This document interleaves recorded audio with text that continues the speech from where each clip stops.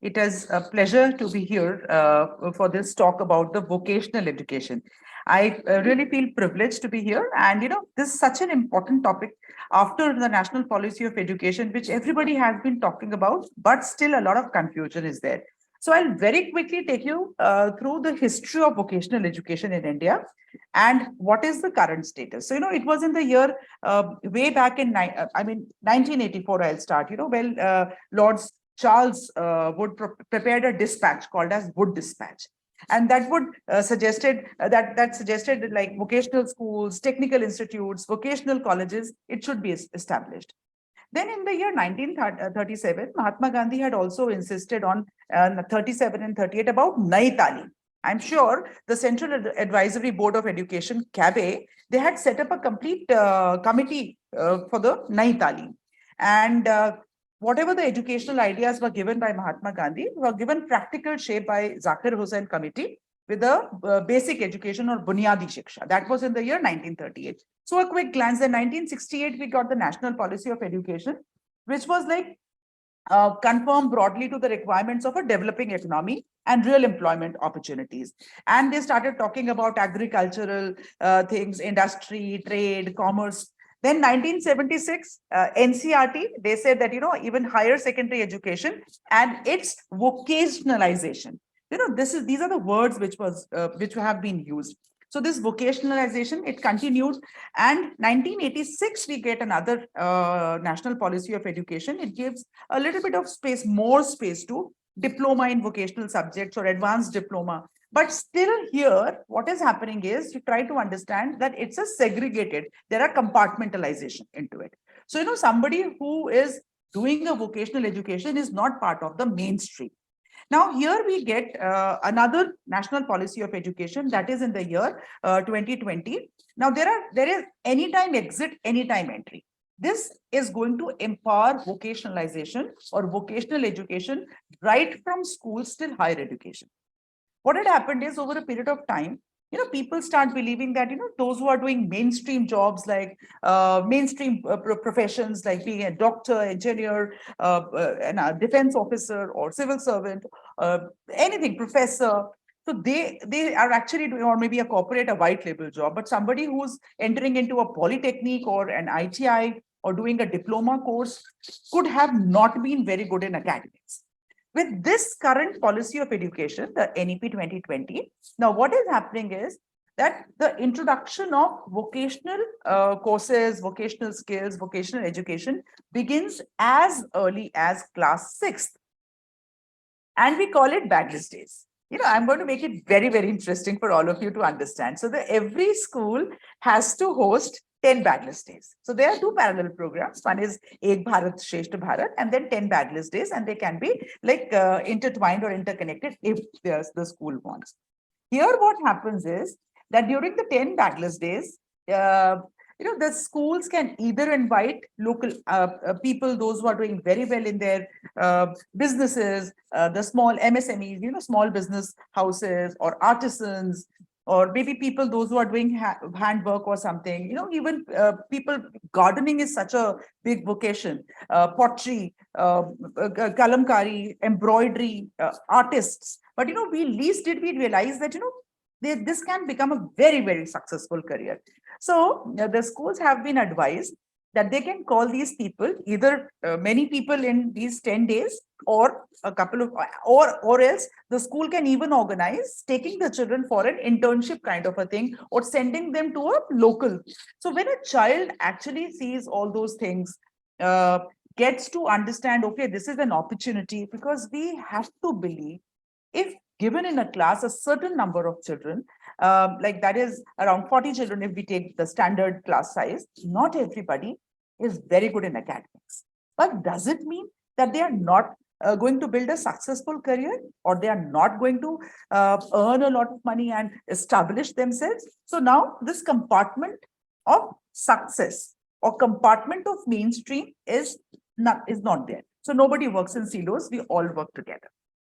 Right. So it's simple. Vocationalization of education in simple terms has started meaning training in a vocation along with general education. So I think this statement of mine is really, really going to help out many, many children, many, many people, those who are today listening today and later on also will get to listen to me. So it's like TISS, Tata Institute of Social Sciences, a couple of years back had also offered a proper formal BVoc, a Bachelor in Vocational Education. So they were probably, according to me, my information, they took the lead into it, and then many, many other people started coming into this with the placement, with everything in mind. That was a formal course introduced. Now many other people are also doing. Till such time, I'll again repeat, it was only polytechnic diploma, and these people, they can they primarily started doing their own little work, or they were underestimated, though. Now I'll also try to bring a comparison. So there are countries like Germany where near to 85% children enter into a vocational course. Why? I'm going to tell you now. Right. Then there are other countries, Korea and India, till NEP had come, the acceptance to this kind of a thing was around 5%. The reasons I've already told you. Now, let us see a real life scenario, what happens. So all of us use mobiles, we have laptops, we have an AC, a fan, a washing machine, a dishwasher, you name a thing, the house is full of gadgets. So when a gadget gets disturbed or doesn't behave, in my own way, I say, whom do we remember? Maybe a plumber, an electrician, somebody who can make because we cannot survive without equipment. We've got so used to it. And it's so simple, this is an entrepreneurial exercise by this person. So this person comes, maybe your gadget has just one little screw to be amended. So this person says, okay, fine, yes, I can correct it, but this is the amount which I will. So, in one particular day, such like clients can be many. So with vocationalization, we started calling it as entrepreneurial mindset. So it's not the person is only going to do a service. It's not only doing a service. It is like establishing one individual self. So like in National Policy of Education, and even our Prime Minister, he says, Swavalamban ki bhavna. That I can do everything on my own. Whatever my skills are, I work on my skills. Similarly, so I'm going to share a couple of vocational ideas also, like, so we have moved from policy to practice vocational education. And even the school examinations, the school curriculum and the credits to a child is helping this. So there are a lot of things. I'm sure there could be a couple of questions coming in minds by now. So I'll just take you through a glance of as I share. I'm not going to show you anything, but so there are subjects like retail courses. So somebody does this retail course, becomes a sales associate.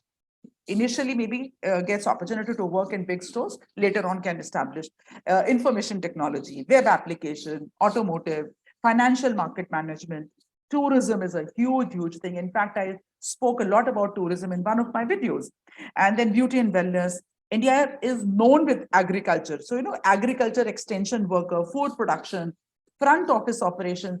We understand every single office requires people with basic communication skills and basic IT knowledge. Now imagine this is becoming a course. It is with a subject code. Then banking, marketing, healthcare, floriculture, insurance. I can talk about so many of these courses, right? Where I did not touch about medical, paramedical things. So medical diagnostics, even in textile designing, food and nutrition, mass media, fashion studies. So all these things have to be kept in mind. So, just a second, right? So these are the courses which a child is advised to go through, and the schools help these children go through these vocational courses. Now, let me also make a link with the higher education, because there might be a question in mind. Okay, the child has studied these things in the schools. Okay, the child gets the credits also. But what about the vocational education with higher? Does the child get opportunity? I have already spoken about the Bachelor in Vocational Education. That is the Tata Institute, TISS. But then when we visit the All India Council for Technical Education, There is no surprise. Vocational education is clearly mentioned over there. It is called as vocational education and training, also called as career and technical education, that is CTE. So VET and CTE. And there are jobs, there are manuals, there are practical activities, there are specific trade, occupation, vocation. So, where the learner can participate. Uh, in higher education, vocation and career are used interchangeably, right? So vocation education can be classified as teaching procedural knowledge. So I think it is becoming more interesting. It is becoming empowered. So there is, that ambiguity in mind. If I do this, what is going to happen to me? Is all going to evade away with time. Very, very soon. It has already started happening. Some people might contrast it with declarative knowledge, as used in education in usually broader scientific field. Like they say that we concentrate on theory and abstract conceptual knowledge, characteristic of a tertiary education. But vocational education can be at secondary, post-secondary level, right? As I said, introduction begins from class 6 onwards. And vocational education can be recognized in terms of recognition of prior learning and partial academic credit towards the tertiary education that is going to be in the university with credits. Right. So I hope I'm not making it complicated. I'm trying to simplify these words. In simple words, the introduction begins from class 6 onwards. The credit starts from class 9 onwards. So 9, 10. In case a child wants to move out after 8, after 10th, the certification is going to help out the child. In case after 2 years of experience in real marketing or real field, the child wants to come back and do a mainstream 11th and 12th, yes, they can do. After doing that, again, the learner wants to hop to a vocational career, yes, they are eligible. So nowhere it will be mentioned, nowhere they'll be like, okay, so you are not from a mainstream.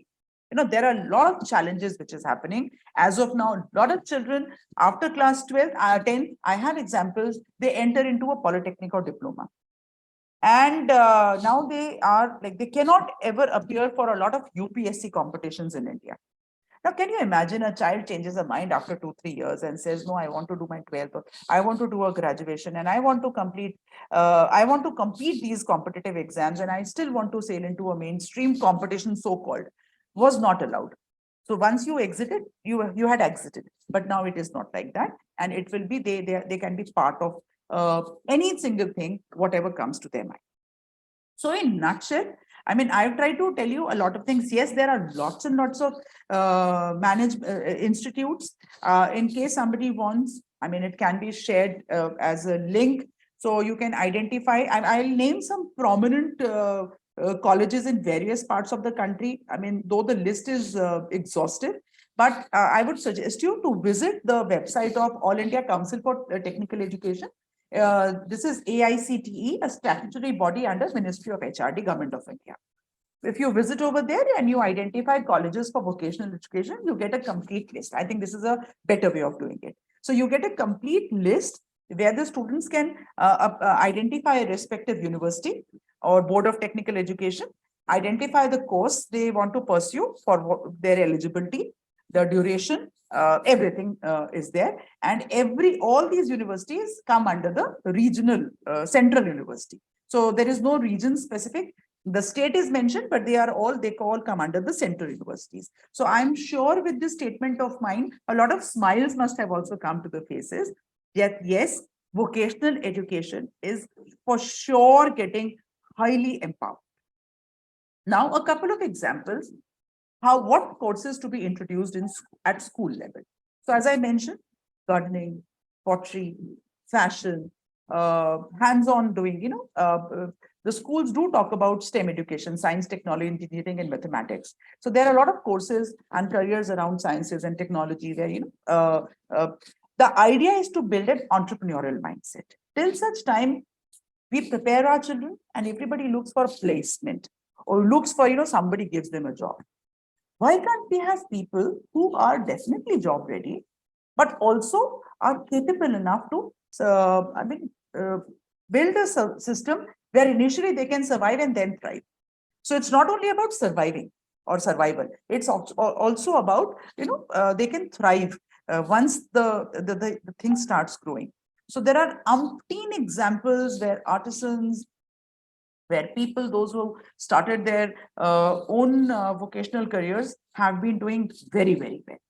So, Praveena ji, I think in brief, I have completed. I can go on talking about it as much as you want, but would you like to have some questions at this point of time before I move ahead? Yes, ma'am. I have a couple of questions lined up here. Though you have covered, like, you gave the overview of, I was going through the questions and you already gave the overview. But again, I would like to read out all these questions. If you have anything else to mention, you can continue. Otherwise, we can move to the question answer. No, I'll mention why I'm taking the questions right now. See, what happens is if I speak, maybe there is a question with which I can explain better. I think Yes, that will be a good idea. I agree. So, like, the first question is, what is the importance of vocational education in today's life? You have covered, but if you can elaborate more. I will. This is a pretty genuine question.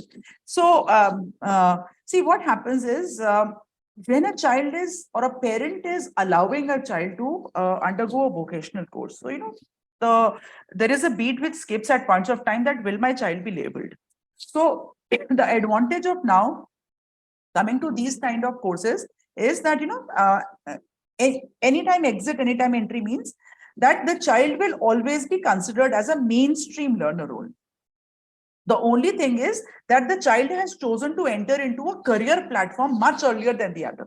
So a child who's appearing for a NEET examination or a JEE examination or an NDA National Defense Examination happens only after class 11th is completed and the child is in 12th or 12th pass. But this child who's choosing a vocational subject or career plans to start much earlier. In a way, the child, according to me, is thinking much ahead. Right. While the others are still thinking that they're going to appear for a competition and then enter, this child is already planned. So, in a way, it's there's a lot of empowerment, and there is a lot of personal support given to the child, even with the systems. So I hope. So when can they choose, ma'am? What age? At what age they can choose for vocational? Formal vocational subject comes, which the credentials are also given even in the board exam. So they are minor subjects and major subjects.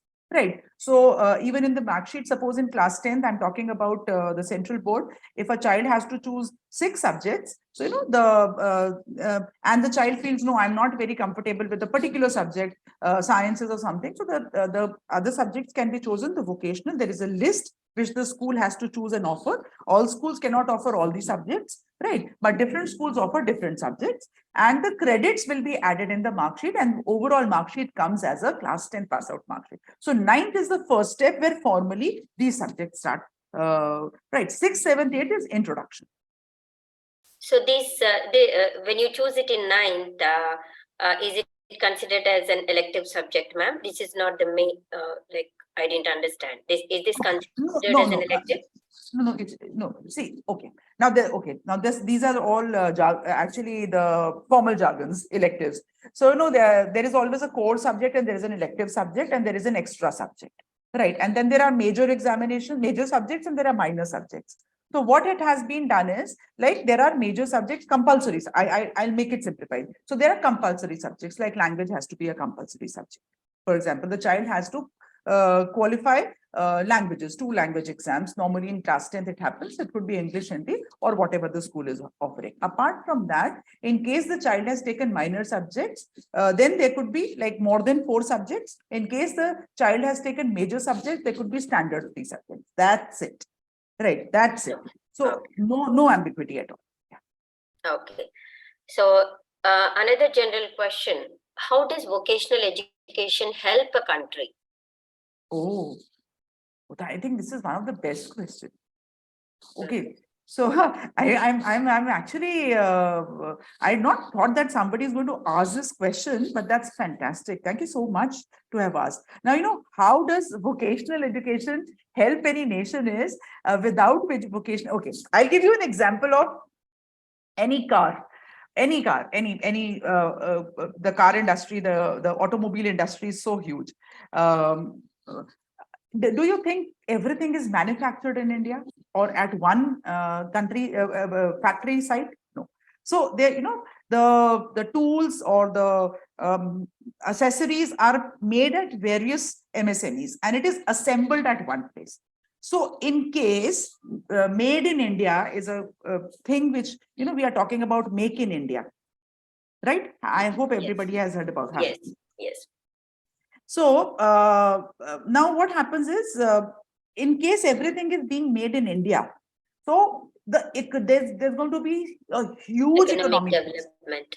Yeah. Yes, I mean, we are not going to import things from the other places, because there'll be specific trades, specific careers, specific things which the manufacturing is going to begin in India. So it is going to actually be a huge boost for the economy. There's just no doubt about it. As of now, India imports so many things from the nations where we cannot do without it, because the labor cost they have reduced. I talk about toy industry. Okay, let me talk about toy industry has a huge potential. I again made a video about toy industry. So as of now, India, during the COVID time, what India did is we increased the import duty on the toys which were being imported from China. So now the import duty was increased, the import stopped, and as it is, it was during the COVID time. So what happened? The local manufacturing of toys began.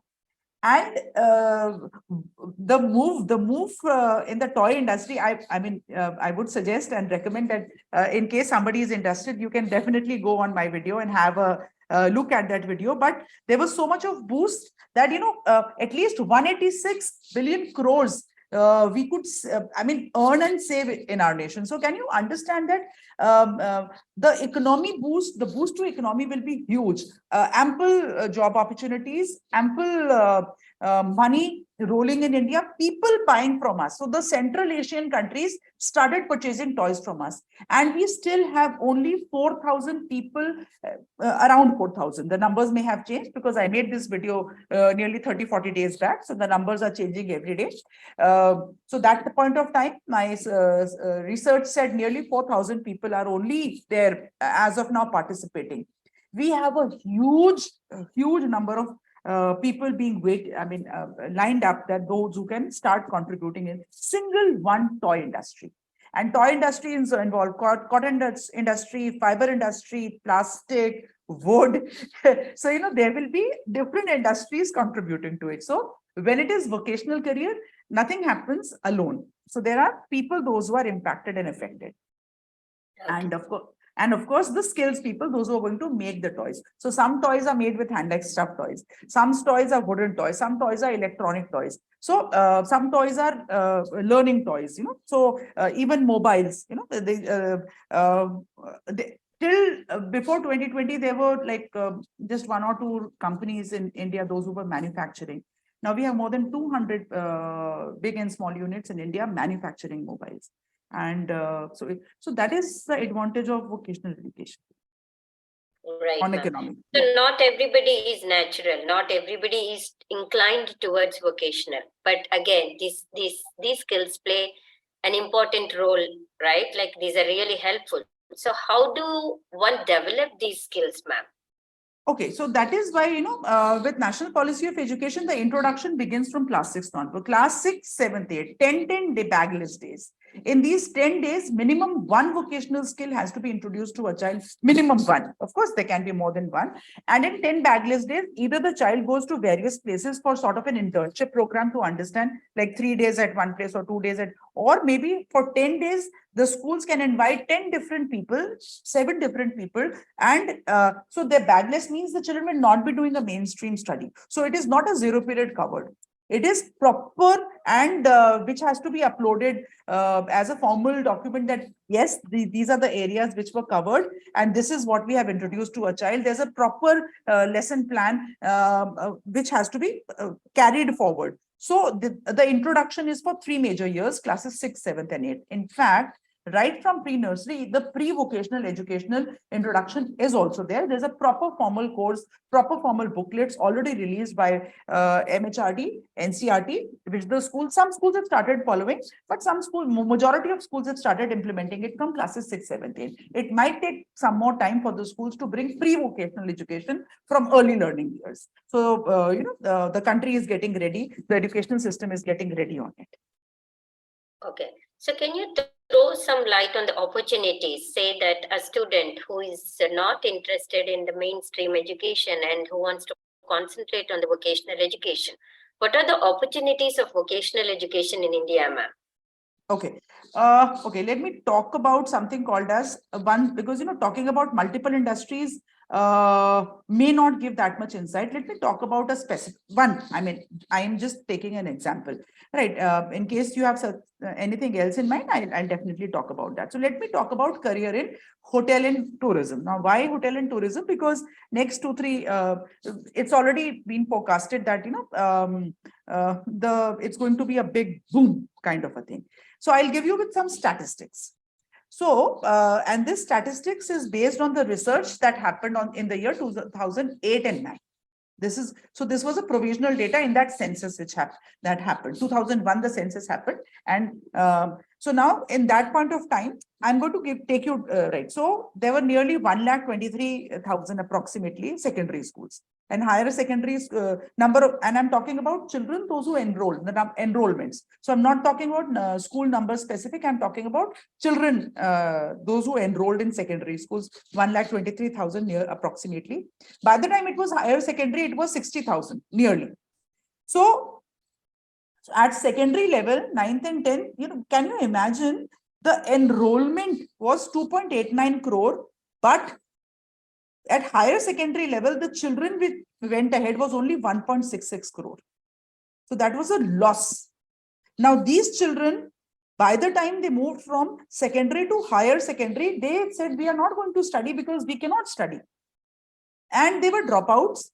Now, what is going to happen is, this is going to impact the economy because this child does not know what to do. The learner does not know what to do. Then what happened is, I'm just taking simple example of hotel and tourism industry. So here there are 4 different segments I talk about. I think I'm going to give a lot of clarity. So it could be hotel management and catering technology and travel and tourism, because I said hotel and tourism. I listed 2, so I'm mentioning. So under hotel management and catering technology, the courses which are offered from classes 9 to 12 are food preparation, accommodation services, food and beverage service. The child, along with the mark sheet and credits, also gets a certification that the child has done some basic course. For travel and tourism, again, there are 3 different courses. The tourist destination to become a guide, travel and management, like there are so many websites where the travel bookings are happen, and tourism management and manpower planning. So again, there are groups which travel. So people require organized people, those who can organize all those things. Now, the question is, why am I talking about hotel and tourism? Why do I say that it is going to grow in India? Well, the CIGR projection of medical tourism sector only in India is 21.1% from 2020 to 27. So I think it is like huge. And Ministry of Tourism has, and I'm talking about pre-budget. Post-budget, again, there are a lot of things. So pre-budget, Ministry of Tourism sanctioned 76 projects for rupees 5,000, nearly 5,400 crores. That equals to US dollars, nearly $670 million. That was the scheme called Swadesh Darshan scheme. Only where the tourists are going to be taken to the Swadesh, to the locations, the tourism places in India, right? Then India has a geographical diversity. I'm talking about identified till now 37 World Heritage Sites, 10 biogeographical zones, nearly 80 parks, and more than 450 sanctuaries, right? So, I mean, you can imagine that within India. So people in India move, definitely. People from outside, they come to visit India. So if so many places are being highlighted, and I've already given you the names of the career which the child starts choosing from 9th, 10th, 11th, and 12th. I'm now telling how it is going to impact in terms of monetary terms, right? Now, Easy My Trip, Clear Trip, Yatra, Go Ibibo, all of them have signed an MOU with IRCTC, that is Ministry of Tourism, right? So film tourism is coming to India. So there is something called as a data bank maintained by, again, Government of India, called as NIDHI, NIDHI. That is National Integrated Database of Hospitality Industry. Now, this database has all components of accommodation units, travel agents, tour operators. So a child who becomes a tour operator or a child who gets into this will be a registered person highlighted. So somebody wants a personalized service, can get a personalized service. Somebody, a group company wants to hire people from there, will be able to hire people. In India, in only this sector, because this vocational sector is a huge sector, especially like two different things have happened. Andaman Nicobar Islands, these islands have been named behind all Paramveer Chakra, people, those who made supreme sacrifices. Obviously, it is going to attract a lot of tourism. 71 lighthouses have been identified as tourist spots. IRCT itself runs Bharat Darshan trains for various pilgrimages.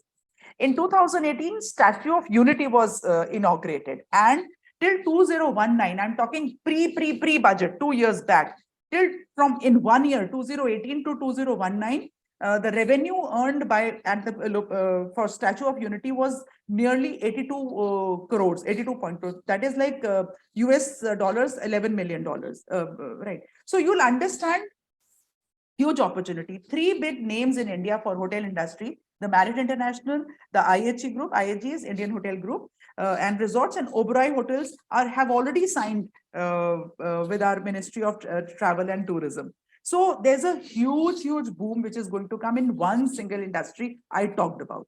Right. I also mentioned to you about the toy industry. See, so I mean, I can like talk about so much for Yes, vocational ma'am. education. Yeah, it's great information about the positive notes about vocational education. What about the challenges? What are the challenges with vocational education in India? Can you Yes. list out, or do you have, or don't we have any? We have many challenges. So when there are opportunities, there are many challenges. But one single challenge is, which I started my session with, we still do not consider in our minds as parents, we feel it will still be an apprentice job. And that's a challenge. That's the biggest challenge. Right? We feel we still discriminated from a white collar job or between this kind of they'll always be an apprentice. We have to build an entrepreneurial mindset. We have to build a lot on skills, individual skills. When I say skills, a lot of hands-on skills, a lot of life skills, a lot of business mind skills. So business means progress, productive. Anybody who's thinking with the business mind is going to make it productive. Anybody who's thinking only with a job mind wants job for safety and security. That's the end of it. Right. Anybody will be looking, who's working only for a job will be looking for how many leaves will I get? What are the benefits I get? Somebody who has a business mind is going to see, how am I going to grow? How am I going to help people? What is the problem I'm solving? So the biggest challenge is this. So when you ask me about the challenge, yes, a challenge which is reduced is this year only. Earlier, after the school, people were questioning what happens in higher education. The challenge is reduced. There is already a huge list of nearly 50 pages, the entire Central University list with the courses they offer, released by AICTE, right? And then even in the schools, the courses are absolutely made clear, so the challenge is reduced over there, right? The challenge now is the trainability, the training skilled people getting into it, and the mindset. So that they are the challenges. Sure, ma'am. So the last question, and very interesting question. What made you choose this topic to talk about today? Okay. Yes. So I have been speaking generally. I've been known, like people know me, that I have been speaking on variety of topics with NEP, the policy document. It could be experiential learning, competency-based education, storytelling, the various pedagogies, sports integration. When it is like vocational education, and I started speaking about vocational education, and I started building videos on my channel, on my YouTube channel, I really felt that this is something which even I was missing. My boys are grown up now. And even as a parent, I felt, I don't want to put my child into an apprentice kind of, let the child be into a mainstream kind of. So I felt if I as a parent, I as an educator have felt like that, it means the awareness is lesser. And I started research. So I researched on, as of now, I've researched on two main huge topics where multi-billion investment is happening. That is hotel and tourism. And the second is the toy industry. These two I've already done, and I'm gradually doing topic industry after industry. I'm doing a research. Once I'm ready with my research, I release it. Happy to also share with you that my both my sons, they are also choosing those they are into their different kind of studies. So they choose that, we are working on our skills, and maybe at one point of time, with all your blessings, maybe one of them, maybe both of them, maybe I along with them, create a vocational business, and we invite a lot of talent into that. So we are working on that. It's too early to say. So this is like, I really wanted to help that schools will have, I'll majorly point out 5-6 points. Why vocational education touched me? Because schools had a lot of dropouts. The attendance was not regular. So children's attendance is going to improve. When it is vocational education, they start liking the subjects related to that. Vocational education has become more organized. When we like something, we respect each other, right? Along with vocational education, because Swachhata is one major project which is attracting tourism. The same thing we are also teaching with vocational in schools. It is inclusive in nature. So when we talk about vocational education, there are so many opportunities for, so there is no gender discrimination. There is no bias that a particular, with mainstream careers, there are so many biases that people cannot do this. So when a person gets into a vocational career, the decision-making ability increases, entrepreneurial and business mindset comes. People start accepting defeat, and they start appreciating the winner, and they start learning from the winner. Then problem solving, critical thinking, and they improve on manual dexterity. So I have so many things which have touched me with vocational education. And correct. And the more we want to see India empowered and becoming a leader, the more we have to invest in our vocational skills, learning, and making it mainstream and accepting it that. We wish you good luck with your future endeavors. And last but not the least, can you just give us a brief about your YouTube channel and what it talks about, and share the contact details slide, please? Thank you. Yes, that's so kind of you.